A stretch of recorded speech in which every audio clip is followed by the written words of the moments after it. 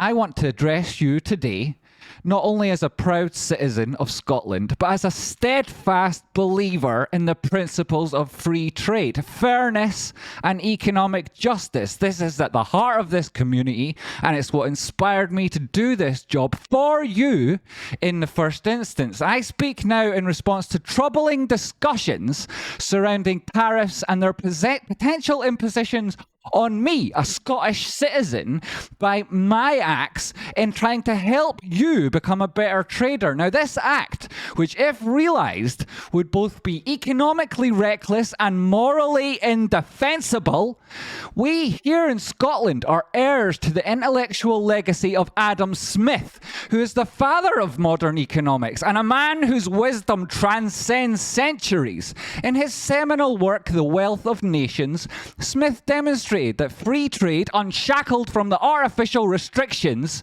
is the most efficient and just economic system. He argued that tariffs are not merely taxes on foreign goods, but they place a burden on the very people they claim to protect.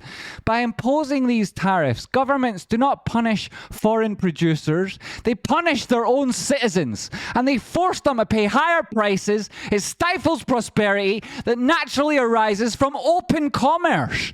Furthermore, in the Treaty of Moral Sentiments, Smith reminds us that human nature, when left uncorrupted by the meddling hand of excessive government control, tends towards mutual benefit and cooperation. This is at the heart of the culture we've created here. Trade, at its core, is not a zero-sum game, and Tradespotting delivers a harmonious exchange where both parties stand to gain. When tariffs are levied arbitrarily, they are nothing more than an act of economic aggression, a threat I do not respect, and a distortion of the natural order that Smith so eloquently described.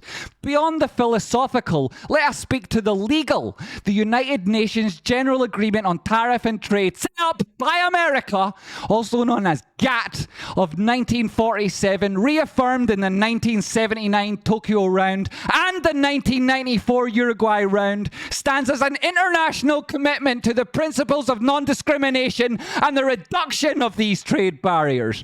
Article 1 of GATT establishes the most favoured nation principle, which indicates no member country shall impose discriminatory tariffs on another. Furthermore, Article 24 provides that internal taxation systems, such as the UK's VAT, should not be used as a pretext for tariff imposition.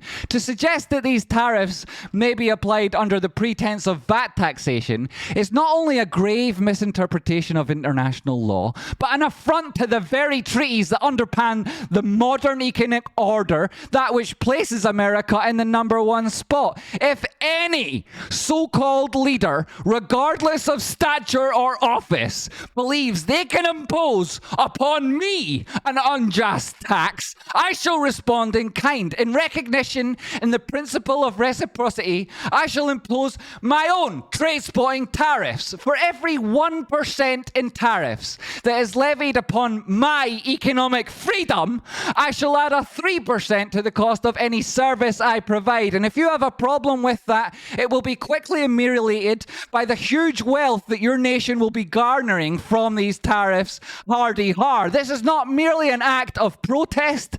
This is a declaration. I will never be subject to economic coercion without answering in turn. Those who support tariffs, I say this: if you tax me, you tax yourself. If you restrict my trade, you restrict your own prosperity. And if you attempt to manipulate the markets with artificial barriers, not only do you make your nation weaker, you make yourself my enemy. Adam Smith taught you in The Wealth of Nations.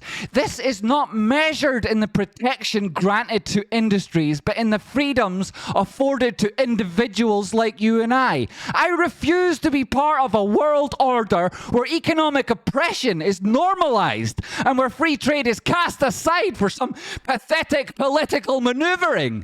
If tariffs are imposed on me as a Scotsman, I shall make it known in action and in consequence that I will not bear the burden without measured and deliberate resistance. In the name of Adam Smith, in the name of fair and free trade, and in the name of justice, I stand firm. Thank you very much for watching. Please support the show and hit like. If this episode gets less than 80% likes to views, it will immediately go members only. That members price could severely increase if the latest administration's economic plans come to fruition.